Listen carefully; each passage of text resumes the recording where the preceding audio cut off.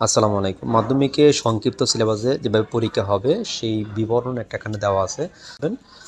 শিক্ষা প্রতিষ্ঠানগুলোতে পরীক্ষার আগ পর্যন্ত সংক্ষিপ্ত সিলেবাসে যতটুকু অংশ পড়ানো হবে তার ভিত্তিতে মাধ্যমিক বার্ষিক পরীক্ষা নেওয়ার নির্দেশনা দেওয়া হয়েছে।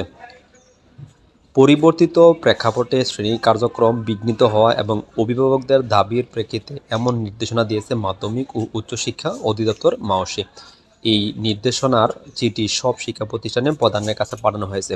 তার মানে এরকম যে শিক্ষা মন্ত্রণালয় থেকে গত কয়েকদিন আগে সকল শিক্ষা প্রতিষ্ঠানে একটা সিলেবাস দিয়েছিল যে নতুন একটা ধাপে পরীক্ষা হবে, কিন্তু ওই সিলেবাসের পরিসর ছিল অনেক বড় এবং শিক্ষার্থীরা অভিভাবকরা আন্দোলন করার কারণে শিক্ষা মন্ত্রণালয় থেকে ওই সিলেবাসে শিক্ষা প্রতিষ্ঠান যতটুকু পড়াবে তার উপর ডিপেন্ড করে তার উপর থেকে আপনাদেরকে বার্ষিক পরীক্ষা নেওয়া হবে। তারপরে বলছে কি বলছে, বৃহস্পতিবার মাধ্যমিক উচ্চশিক্ষা অধিদপ্তর নির্দেশনা প্রকাশ করেছে।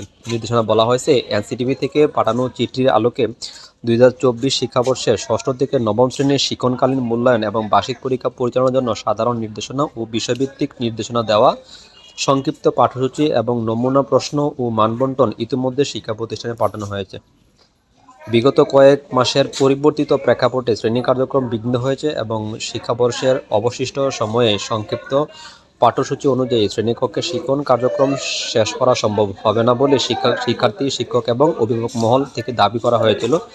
বিষয়টি বিবেচনা নিয়ে শিক্ষা প্রতিষ্ঠানগুলো আগামী বার্ষিক পরীক্ষার আগ পর্যন্ত সংক্ষিপ্ত সিলেবাস যতটুকু অংশ সম্পূর্ণ করতে পারবে তার ভিত্তিতে নমুনা প্রশ্নপত্রের আলোকে প্রশ্ন তৈরি করে বার্ষিক পরীক্ষা নিতে বলা হয়েছে শিক্ষা প্রতিষ্ঠানগুলোতে।